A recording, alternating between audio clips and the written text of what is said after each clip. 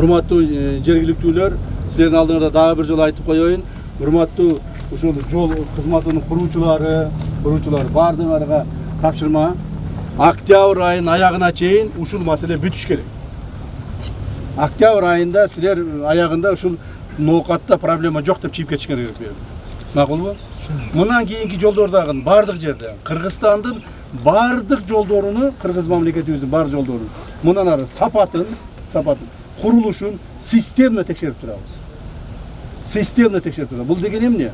Бул деген 2025-жылы кайсыл жерлер курулат, кандай максатта курулат, канча акча бөлүнөт, кандай бардыгын пландаштырып турган конкрет жасайбыз.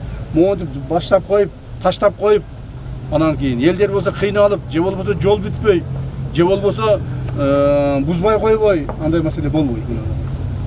Кудай кааласа, ошол биз азыр ошо президентибиз да ушуну айтып атат. Буюрса 2-3 жылдын ичинде мамлекеттеги негизги трассалардын бардыгында порядок кылабыз. Негизги трассалардын бардыгында порядок кылабыз.